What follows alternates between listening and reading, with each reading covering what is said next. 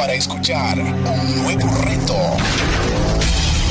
Enseñanza para tu vida. Principios que forjarán tu carácter. Palabras que te alientan. Bienvenidos al Tabernáculo Bíblico Seguidores de Jesús. Escucha Palabra de Dios.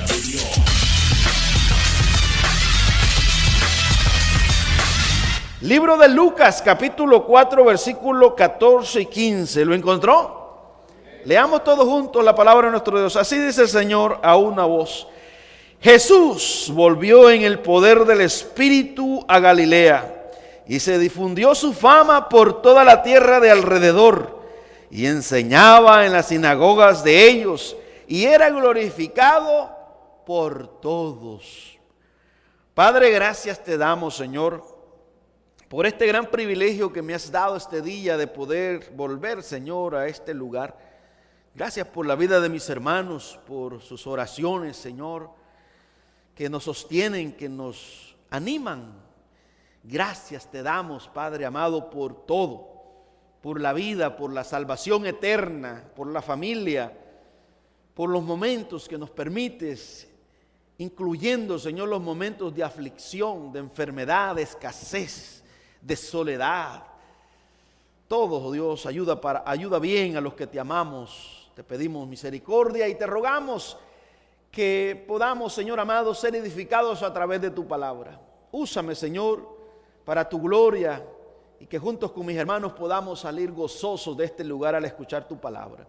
Tanto a los que estamos aquí presentes, Señor, como a los que están alrededor del mundo, los que están allá en San Miguel, conectados con nosotros, te pedimos que bendiga sus vidas. Todo te lo pedimos en el nombre de Jesús, Señor nuestro, amén. Y amén. Puede tomar su lugar, amados hermanos y hermanas. Al Jesús no conocido, ese es el título de esta enseñanza, de esta hermosa ocasión. Al Jesús no conocido. Parece raro lo que voy a decir, pero es una realidad difícil de creer, hermanas y hermanos. Es triste saber que en nuestra región, incluyendo Estados Unidos, en nuestro continente podríamos decir, algunas personas que son llamadas creyentes, cristianos, evangélicos, aún no conocen al Jesús de la Biblia. Porque cuando nosotros interactuamos con personas que profesan la misma fe de nosotros, que dicen creer en el Jesús que nosotros también creemos, encontramos algunas cosas que los cargan. Por ejemplo, parece que Jesús no es suficiente para la salvación y para el cambio de vida y para la seguridad de algunas personas. Y cuando, hermanas y hermanos, nosotros no conocemos al Jesús de la Biblia, entonces tenemos que añadirle algo. Por ejemplo, si no sabemos que Jesús es suficiente, y yo creo que el pastor Luis estaba predicando el domingo pasado acerca de que Jesús estamos completos, y hablaba también en Colosenses de esas filosofías huecas de que el apóstol Pablo estaba advirtiendo de que tengamos cuidado con ideas humanas. Porque esas ideas humanas, hermanas y hermanos, lo que hacen es cargarnos. La religión nos carga, pero Cristo nos hace descansar. Y cuando Jesús no está en nosotros o no le conocemos, entonces estamos cargados. Dependemos de un montón de actividades. Tenemos que ir si es posible, a los 7 servicios, los 7 días a la semana a la iglesia. Porque de esa forma sentimos que nuestra conciencia está en paz y nos sentimos salvos. Porque algunas personas nos han enseñado que la salvación se pierde.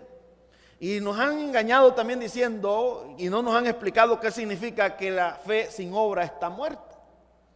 Entonces, esa frase de Santiago, él está hablando de aquellas personas vanas que no dan frutos, que solo hablan y hablan.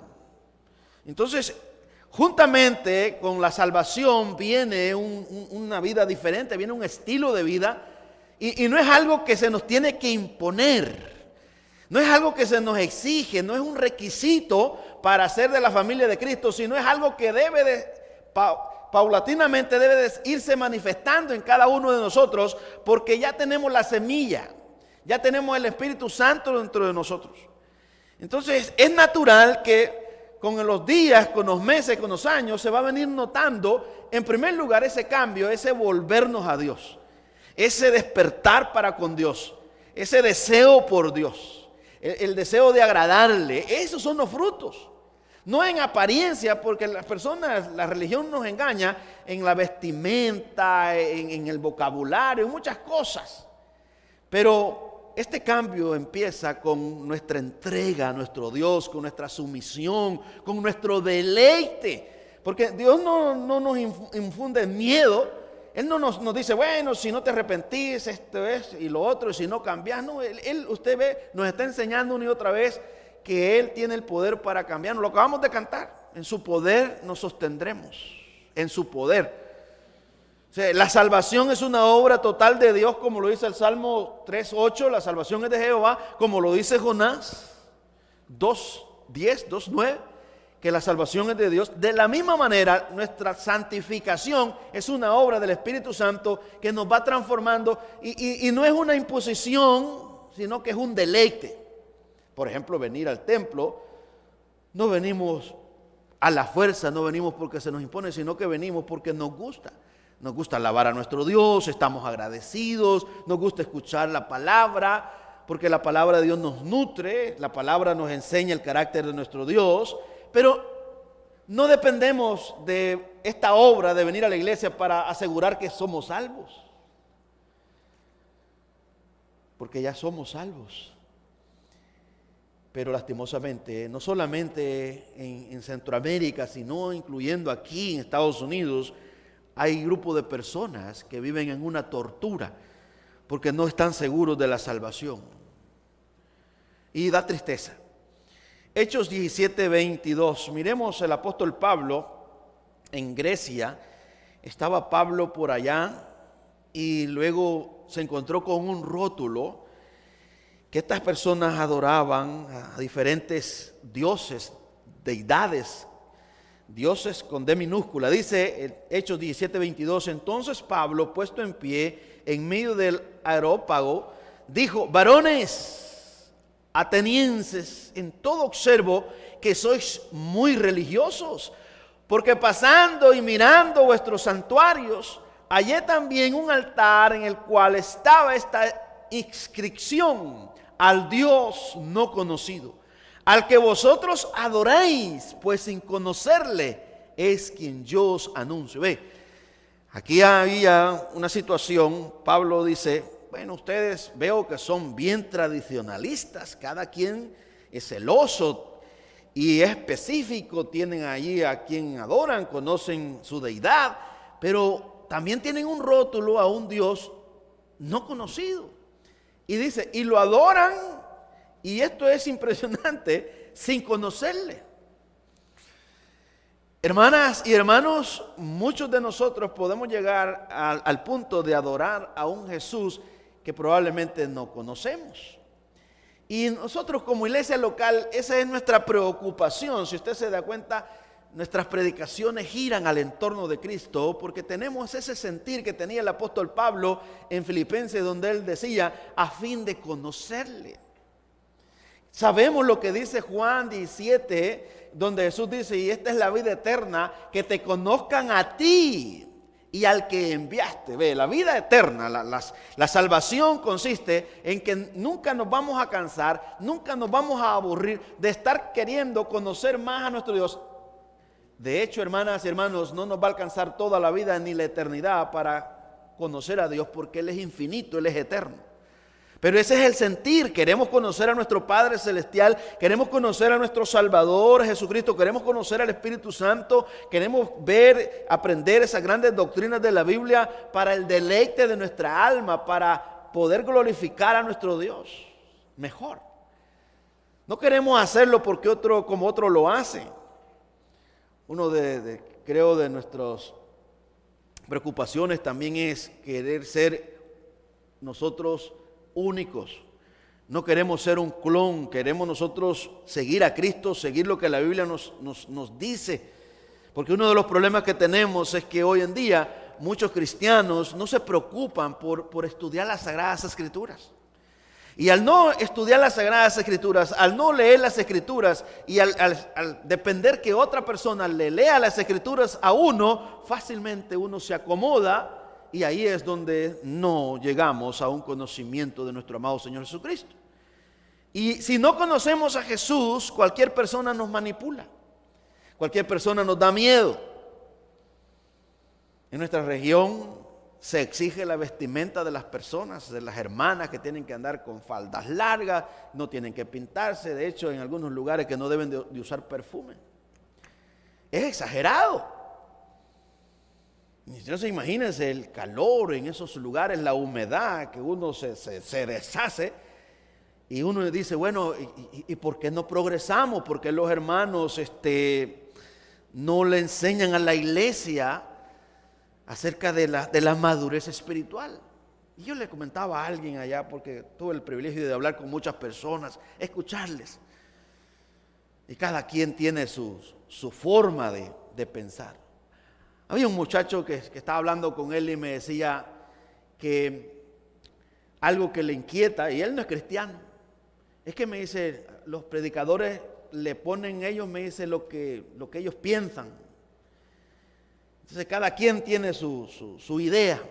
Yo le decía, mira, la Biblia tiene una sola interpretación, el mensaje está claro ahí, debemos de hacer un exégesis y aprender primeramente qué es lo que quiso decir Dios y cómo hoy lo podemos aplicar en nuestro siglo, en nuestro tiempo. Y la palabra siempre va a decir lo que Dios quiso decir en aquel momento. Pero somos nosotros los que tenemos el problema. Y luego yo le decía, ahora el problema que tenemos si no avanzamos, si no crecemos, es porque probablemente el que nos está enseñando no quiere aprender. Y ahí está la situación. Yo le decía a mi hermano, si los hermanos evangélicos no avanzan y son como pre-kinder, es porque tienen maestros de kinder. Entonces necesitamos personas que nos enseñen la sola escritura, versículo por versículo, que nos hablen del carácter de Dios, que nos hablen de este Dios de la Biblia, de Génesis al Apocalipsis, no que nos hablen así por poquitos y luego que nos cuenten historietas. Pero el predicador, hermanas y hermanos, ha subestimado al cristiano pensando que no tiene la capacidad para poder recibir una enseñanza sólida. Entonces, al subestimar al hermano y no predicarle las doctrinas de la Biblia, le estamos haciendo más daño porque nunca maduran y nunca conocen a Cristo, no descansan, no se deleitan. Entonces viven frustrados. Y claro, son manipulados. Ellos no pueden salir, no pueden visitar, no pueden ir a escuchar una conferencia de la Biblia porque el líder pues les dice, miren, si van, pues están mal. Entonces todo eso nos lleva al Jesús no conocido. Cuando nosotros conocemos a Jesús, somos libres. Pero no libres para pecar. No libres para vivir una vida desordenada, sino libres, hermanas y hermanos, somos libres del terror que los hombres manipuladores siembran en las mentes de las personas que no conocen a Jesús. Pero cuando usted conoce a Jesús, usted es seguidor de Jesús, usted quiere agradar a Jesús, usted se santifica para agradarle a Él, porque usted sabe que al hombre nunca lo va a poder satisfacer, siempre van a encontrar defectos en cada uno de nosotros. Así que al Dios no conocido, el apóstol Pablo les dice a los hermanos y amigos ahí en esa región que era el que él les anunciaba. Versículo 24 de Hechos 17 dice, el Dios que hizo el mundo y todas las cosas que en él hay, siendo Señor del cielo y de la tierra, no habita en templos hechos por manos humanas. ¿Ve la diferencia entre el Dios que nosotros creemos, el Dios que nosotros adoramos? No se limita. Las religiones tienen sus templos, los musulmanes tienen su mezquita, donde ellos van y pagan penitencias y hacen eventos grandes todos los años, hacen oraciones 5 veces al día, y los musulmanes no están seguros, porque ese Dios de ellos es limitado, es un Dios inventado. Los católicos, los religiosos, cada grupo de personas tiene un Dios a su conveniencia, un Dios que está ahí para solucionar problemas, pero el Dios que el apóstol Pablo está hablando es el Dios que está en las Escrituras, el Dios creador de todo, el Dios que nos creó para su gloria. Dice, el Dios que hizo el mundo y todas las cosas que en él hay, siendo Señor del cielo y de la tierra, siendo el amo, el dueño del cielo y de la tierra. No habita en templos hechos por manos humanas, ni es honrado por manos de hombres, como si necesitase de algo, pues Él es quien da a todos vida y aliento y a todas las cosas. Es la soberanía de nuestro Dios. Él es el creador de todo, Él es el que lo gobierna todo, Él es el que lo sustenta todo. Hermanas y hermanos, algunos creyentes no conocen a Jesús.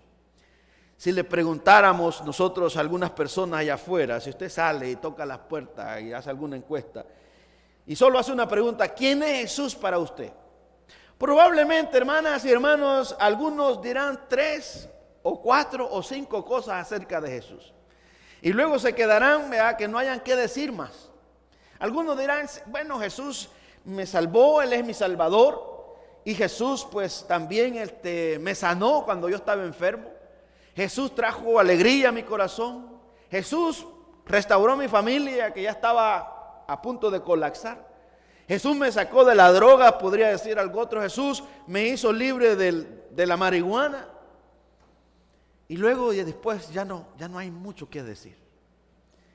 ¿Es ese el Jesús de la Biblia? Creo que no. Porque Jesús es el mismo Dios, hecho hombre. Él es el Señor, Él es el Curio. Entonces podríamos responder, ¿por qué no dicen mucho acerca de Jesús? Porque no han aprendido, hermanas y hermanos. Cuando no hemos aprendido, cuando no se nos enseña mucho de Cristo, entonces no le conocemos.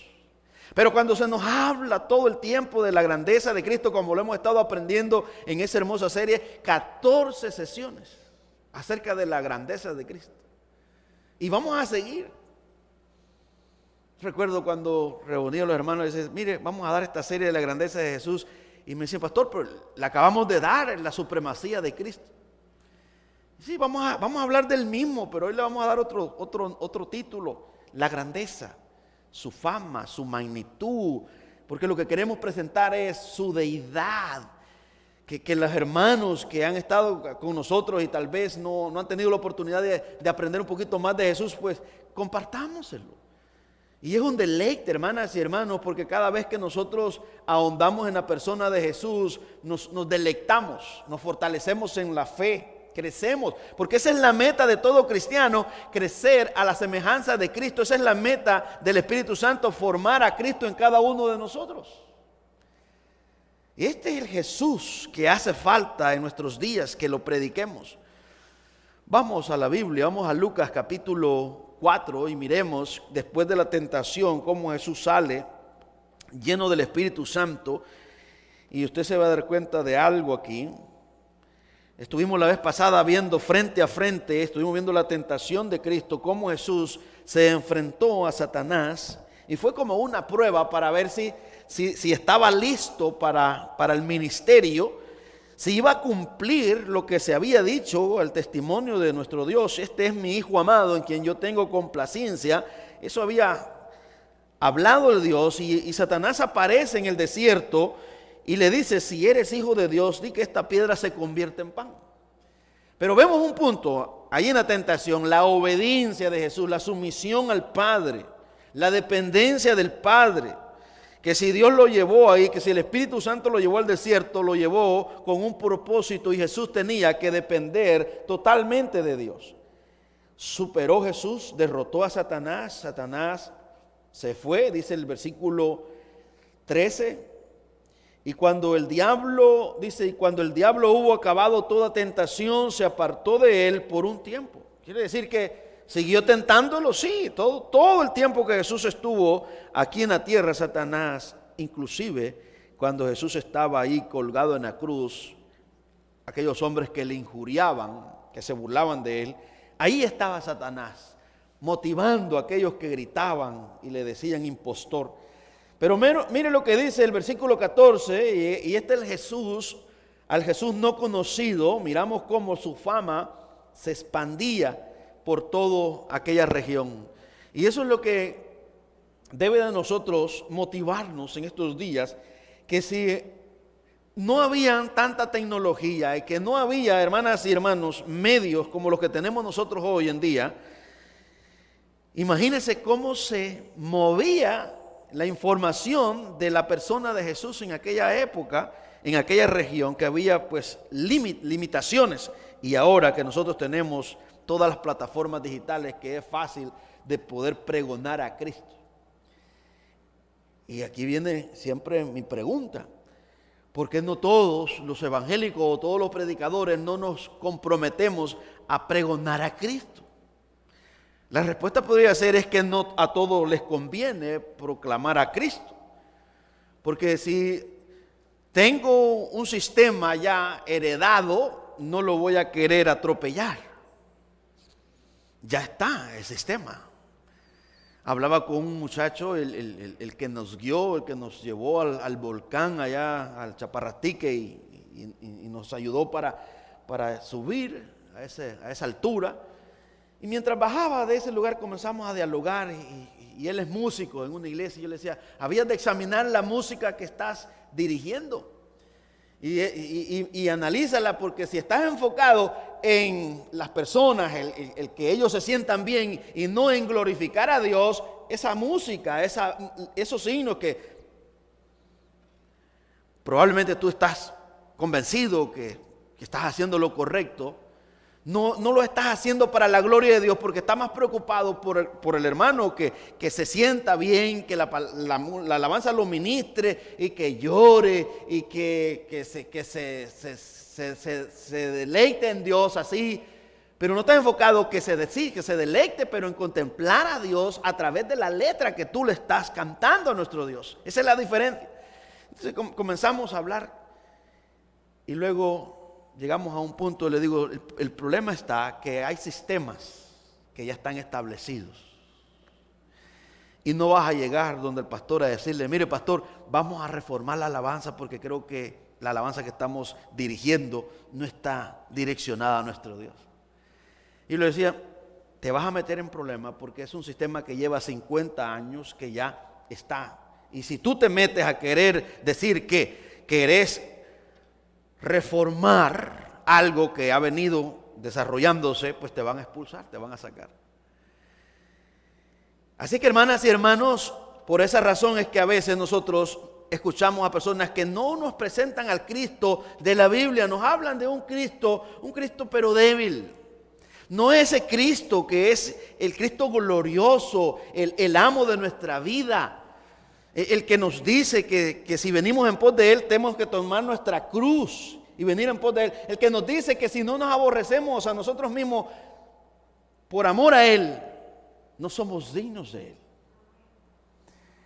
Ese es el Jesús, pero es un deleite, porque este Jesús cambia toda nuestra vida y nos enseña una vida diferente, una vida a otro nivel. Miremos a Lucas capítulo 4, versículo 14. Dice: Jesús volvió en el poder del Espíritu a Galilea, y se difundió su fama por toda la tierra de alrededor. Ve, dice que volvió Jesús en el poder del Espíritu a Galilea, y se difundió su fama por toda la tierra alrededor. Pero había sido tentado, había estado Jesús 40 días y 40 noches en el desierto. ¿Sí? Ve cómo sirvió, cómo fortaleció Jesús en ese momento tan difícil. Regresa lleno del Espíritu Santo. Aquí es donde viene para nosotros, hacemos una aplicación. Cuando llega la tentación a nosotros, muchos de nosotros caemos. Y es por esa razón es que no salimos fortalecidos después de la tentación, sino que salimos debilitados. porque Satanás nos tumba. A Jesús no lo tumbó. Jesús sale victorioso y nos da a nosotros Jesús una enseñanza de cómo podemos vencer. Pedro lo dice, que resistamos al diablo, que él huirá de nosotros. Entonces Jesús resistió al diablo. ¿Y cómo lo resistió? Bueno, lo resistió en las Escrituras.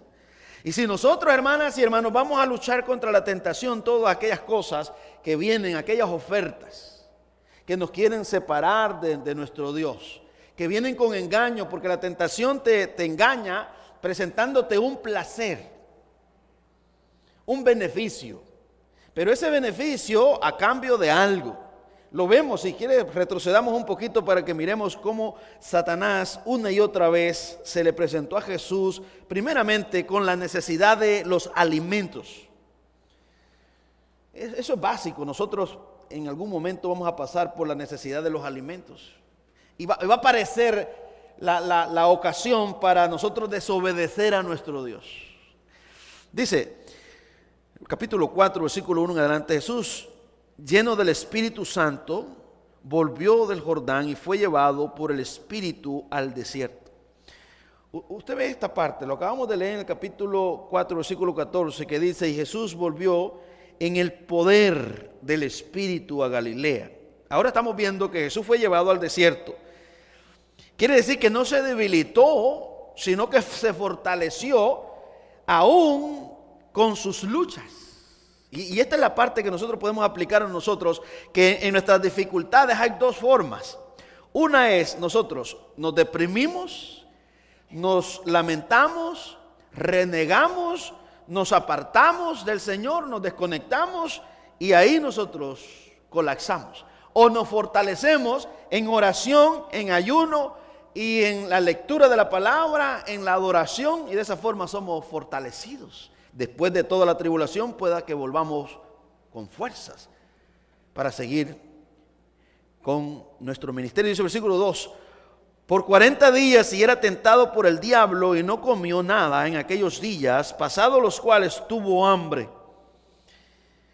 En ese momento aparece la tentación. Entonces el diablo le dijo: si eres hijo de Dios, di a esta piedra que se convierta en pan.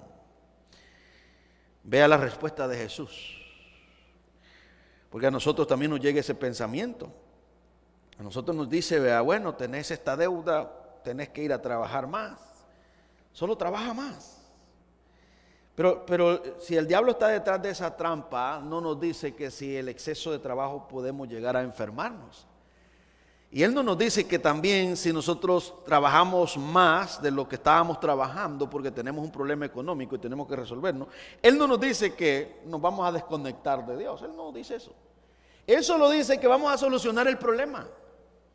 Él solo le va a decir a usted: bueno, si mejoras tu cuenta en el banco, vas a descansar, no vas a estar preocupado de que no te alcanza para pagar tus cuentas. No, él no dice eso. Dice el versículo 4: Jesús respondiendo le dijo: escrito está. Aquí es donde está nuestra autoridad. No solo de pan vivirá el hombre, sino de toda palabra de Dios. Es decir, que hay momentos de escasez que nosotros debemos de discernir, que Dios los permitió con un propósito. Hay un momento que si perdemos el trabajo, si estamos sin trabajo, es porque Dios lo ha permitido, pero Él no quiere que nosotros estemos atribulados. Él no quiere que nosotros estemos resentidos con Él. Él espera que en ese momento de escasez nosotros vayamos como Jesús y digamos: tú lo has dicho, Señor, que no solo de pan, yo necesito el pan, pero tú vas a proveer los alimentos, y mientras estoy sin trabajo y mientras estoy buscando otro empleo, yo dependo de ti. Yo quiero hacer tu voluntad. Yo no voy a dejar de dar testimonio, yo no voy a dejar de adorarte, yo no voy a renunciar al ministerio donde tú me has puesto a servirte. Yo me voy a mantener ahí, porque tú lo has dicho, que no solo de pan vivirá el hombre. Eso fue lo que hizo Jesús. Esa es la parte física en los alimentos, que todos nosotros en algún momento hemos tenido escasez. Inclusive aquí en este país, que es un país de primer mundo, donde muchas personas piensan que hay abundancia, aún aquí, hermanas y hermanos, hay pobreza. Hay personas que no tienen sustento. Hay personas pobres en Estados Unidos de Norteamérica. Donde quiera hay pobres, como Jesús los dijo, a los pobres siempre le tendréis. Versículo 5. Satanás dejó los alimentos físicos, no pudo derribar a Jesús como lo hizo con Adán. Tentó a Eva, una mordida que Eva pegó a la fruta bastó para desbaratar todo. Adán tenía que depender de la palabra de Dios. Dios había hablado y de ellos debían de obedecer. Pero ahora Satanás trajo la misma estrategia, la comida, los alimentos, la necesidad física. Y Jesús venció en la escasez, mientras que Adán perdió en la abundancia. ¿Ve este asunto? No hay excusa. Cualquiera puede decir, no, porque la carne es débil, porque yo tenía hambre, por eso fui a robar, por eso hice esta trampa. Bueno, la Biblia dice que Jesús no lo hizo, que Jesús dependió de Dios. Pero ahora sigue Satanás, versículo 5, y le llevó el diablo a un alto monte y le mostró en un momento todos los reinos de la tierra y le dijo, el diablo, y es específico, Lucas va diciendo quién es el que está haciendo todo esto, el diablo. Miren la oferta, va más arriba, la oferta va mejorando. A ti te daré toda esta potestad y la gloria de ellos, porque a mí me ha sido entregada y a quien quiero la doy. Si tú postrado me adorares, todos serán tuyos. Pero luego nosotros leemos más adelante que la fama de Jesús se difundió por toda la región. Entonces Satanás le está ofreciendo la fama a Cristo, que posteriormente iba a venir al obedecer al Padre. Pero Satanás le presenta a Jesús la fama por una vía fácil, sin tener que esperar. Como la comida rápida. Usted dice, bueno, llevo una gran hambre, pero si llego a la casa, dice la hermana, tengo que sacar la carne de la refrigeradora, tengo que descongelarla. ¿Por qué no nos comemos una hamburguesa? Y ya nosotros pasamos y nos metemos las papas fritas y todo, ¿no? Pero el mejor alimento estaba en la casa. Después, claro, esa comida nos va a afectar porque vamos a subir de peso y después el colesterol y muchas cosas más que nos va a afectar la salud. Eso es un ejemplo de cómo Satanás aparece, que queriendo que nosotros salgamos de aquella situación por la vía fácil. Mientras Jesús nos está enseñando que aunque sea difícil, debemos de esperar en el Señor. Debemos de esperar. Si Dios nos va a usar, y mire lo que sucedió con Jesús, cómo Dios lo exaltó hasta los sumos, porque Él se mantuvo en obediencia. Aquí vemos la fuerza de Cristo en obedecer al Padre. Miremos cómo responde. Fue tremenda oferta porque le ofrece fama, bienestar, poder, influencia en el versículo 5, 6 y 7. Pero le dice que postrado me adorares, todo esto será tuyo. Versículo 8. Respondiendo Jesús le dijo, vete de mí, Satanás, porque escrito está, al Señor tu Dios adorarás y a Él solo servirás. Otra cita más de Deuteronomio 6:13. Ve la postura de Jesús. ¿Dónde está Jesús? En las Escrituras. Por esta razón es que en nuestra región el liderazgo está en problemas. Los pastores, lo digo con tristeza, colapsan en relaciones sexuales, divorciándose, abandonando las iglesias, y usted se los encuentra en las calles y habla con hombres que dicen, yo fundé 5 o 7 iglesias, pero ahora me he descarriado. Nos preguntamos, porque todos estamos en la misma página, todos podemos caer. Y nos preguntamos, ¿qué hizo falta? Bueno, hizo falta observar a Cristo, como Cristo se sostuvo frente a la tentación. Porque Jesús nos enseña el camino, hermanas y hermanos, cómo nosotros podemos soportar el embate, que esto va a durar hasta que muramos. Satanás no se va a cansar una y otra vez. Él cuenta con un aliado poderoso que es nuestro pecado, con el que gemimos, como el apóstol Pablo en Romanos 7:24 dice: miserable de mí, ¿quién me apartará de este cuerpo de muerte? Lo que yo no quiero, eso hago. Miserable. Ese debe de ser nuestro grito de batalla todo el tiempo, porque el pecado nos arrastra, nos lleva, nos tumba, pero el Espíritu Santo está ahí. Nos sostiene para que nosotros podamos sobrevivir en esos momentos de ataque.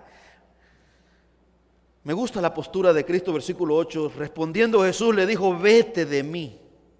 Vete de mí, Satanás. Porque escrito está: al Señor tu Dios adorarás y a Él solo servirás. La gran pregunta es: ¿cómo podría saber yo que es Satanás el que me está atormentando, el que me está presentando todas esas ofertas? Bueno, número uno, hermanas y hermanos, Dios nunca te va a llevar a pecar. Dios nunca te va a llevar a hacer algo contrario a lo que la Biblia enseña. Dios siempre te va a llevar a practicar lo que Él ya ha revelado, lo que le agrada a Él. Satanás te dirá que todo lo hacen, que los pastores lo hacen, que líderes lo hacen, que los diáconos lo hacen. No eres el primero.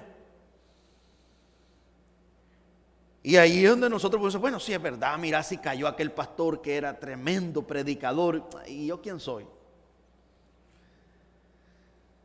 Entonces ahí es donde estamos nosotros en esa encrucijada. Debemos de discernir y decir: esto no es algo sencillo, esto no es de mi carne, esto es algo espiritual. ¿Y cómo hago? Bueno, ir a las Escrituras, ver qué es lo que la Biblia dice conforme a esa situación. Quiero fama, quiero riquezas, quiero un bienestar, pero la pregunta es: ¿para qué lo quiero? ¿Qué quiero hacer con mucho dinero? Quiero honrar a Dios, quiero ayudar a otros en el crecimiento, quiero invertir en otras personas, o quiero que me vean que soy un hombre de poder, de importancia, de influencia, que tengo bienestares. Esa es la parte. El dinero no es malo, la abundancia no es mala, el punto es la motivación. ¿Hacia dónde me va a conducir? Si esta abundancia, esta fama me va apartar de Dios, no va a glorificar a Dios, y esa es la parte que Satanás estaba atendiendo. Dice: bueno, el requisito número uno es que me adores a mí, que te ocupes conmigo. Pero Jesús responde y dice: no, esto no es negociable. Esto es como que venga una oferta de trabajo a usted, el jefe diga: mira, te voy a aumentar, pero solamente que como vas a ser el manager de esta área de la fábrica, pues el domingo, como tenés la responsabilidad de estar ahí, tenés que estar presente el domingo. Pero la oferta, pues le doblaron el sueldo. Y usted dice: pero yo necesito esa entrada, tengo que pagar este compromiso, y me va a abundar, voy a comprar mi casita y voy a hacer muchas cosas, me voy a dar mejores vacaciones. Pero hay un precio que pagar, y es que usted debe de apartarse el domingo y debe de renunciar a su ministerio. Ahí es la parte no negociable. Usted dice: bueno, he sobrevivido, pero el domingo no es negociable. El domingo es el día del Señor, y el Señor me ha bendecido. ¿Cómo lo voy a cambiar? ¿Cómo lo voy a negar? Eso es lo que está haciendo Jesús aquí. Y eso es lo que muchas personas no hicieron, y por eso es que han caído, y hoy nos encontramos nosotros lamentándose, criticando, echándole la culpa a otro. El pastor tiene la culpa porque ese pastor, esos hermanos que solo hablan de doctrina, que solo Biblia hablan, y no se enfocan en ayudarme. Yo necesitaba ayuda cuando estaba en crisis, cuando no tenía trabajo, y yo necesitaba una ofrenda, yo necesitaba que alguien llegara a pagarme el alquiler, y no llegó. Pero la persona no discernió que Dios permitió ese momento para que se aferrara a Dios y no dependiera del hombre, sino de Dios. Pero hermanas y hermanos, la bajeza, nosotros culpamos a otros para consolar nuestra desgracia, nuestra falla, que nosotros mordimos el anzuelo cuando Satanás lo puso la carnada.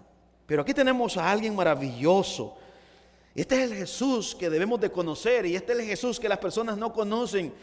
Necesitamos ver cómo Él enfrentó las tentaciones, cómo Él enfrentó la situación, cómo Él vivió para agradar al Padre. Y al nosotros seguir las pisadas de nuestra vida va a ser una vida mejor.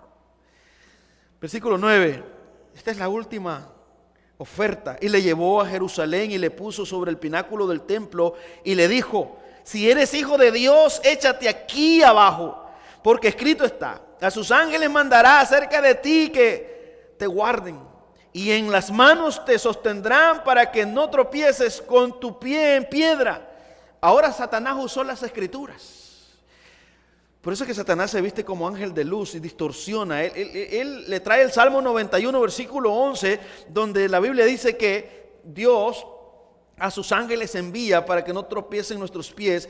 Pero aquí está hablando de la confianza, de la dependencia metafóricamente. Y Satanás viene a Jesús y dice: mira, lo dice, tírate. Pero aquí ve usted el conocimiento de las Sagradas Escrituras, lo importante que es que cuando nosotros maduramos podemos discernir. Usted puede discernir cuando... Aquí podemos aplicarlo a aquel amigo que te dice: no, hombre, tomate este vino. Si Jesús tomó vino. Si mira, Pablo se lo recomendó a Timoteo, le dijo que tomara un poquito de vino para el dolor en el estómago. Mira, aquí está, si es bíblico, hombre. Si eso no tiene problema. Y le pueden leer el texto. Mira, aquí dice que Jesús hizo el mejor vino en Juan 2. ¿Cómo? No, hombre. Además que estás en España, estás en esta cultura que aquí es normal, aquí todos tomamos vino. Hasta los pastores, los sacerdotes, todos tomamos vino. Entonces ahí usted va. Jesús dice: hasta ahí no llego. Si otros lo hacen, que lo hagan. Pero ahí el conocimiento de las Escrituras. Versículo 12. Respondiendo Jesús le dijo: dicho está, no tentarás al Señor tu Dios. Todo Deuteronomio 8, Deuteronomio 6. Con eso Jesús desbarató a Satanás con la palabra. Con la palabra. Este es el Jesús no conocido. Este es el Jesús poderoso. Este es el Jesús que venció, hermanas y hermanos, venció las tentaciones. Hebreos 4:15 dice que fue tentado en todo, como nosotros, pero no pecó. No pecó. Quiere decir que Él también a nosotros nos ayudará en el momento de la tentación, sí, porque juntamente con la tentación dice la Biblia que viene la salida. Y Jesús nos enseñó a orar, que le pidamos a nuestro Dios que no nos meta en tentación, que no caigamos en la tentación, que nos libre de esas ofertas que vienen a nosotros de fallar o desobedecer a nuestro Dios. ¿Y qué pasó? El versículo 13 dice: cuando el diablo hubo acabado toda tentación, se apartó de él por un tiempo. Versículo 14. Se terminó esa sección, se terminó Jesús sale del desierto y ahora Jesús va a las calles. Y eso es lo que pasa cuando nosotros hemos soportado, nos hemos escondido en oración, en ayuno, en la palabra. Después que pasa la aflicción, después que pasa la enfermedad, no quedamos ahí resentidos como muchas personas se resienten con Dios, sino que quedamos agradecidos y queremos congregarnos porque es un deleite congregarse, y queremos hablar de Cristo a otras personas porque Él venció y Él nos ayudó a nosotros a vencer y nos va a seguir ayudando, hermanas y hermanos, porque la Biblia dice en Romanos 8 que en Cristo somos más que vencedores. Gloria a Dios. Mantengámonos en Jesús y compartamos este Jesús de la Biblia con otros para que le conozcan. Amén. Oremos. Padre, gracias te damos, Señor. Gracias por escuchar este mensaje. Esperamos que haya sido de edificación para su vida. Si usted no conoce de Jesús y en este día está arrepentido de sus pecados, ore de esta manera: Señor Jesús, en este momento me arrepiento de mis pecados. Reconozco que tú eres mi único y suficiente Salvador personal. Creo que eres Dios, que moriste en la cruz por mis pecados y que resucitaste al tercer día. Me arrepiento y me confieso pecador. Señor, perdóname y acéptame como tu Hijo. Doy gracias al Padre por enviar a su Hijo a morir en la cruz por mi lugar. Gracias, Jesús, por aceptar mi vida en Cristo Jesús, Señor y Dios nuestro. Amén.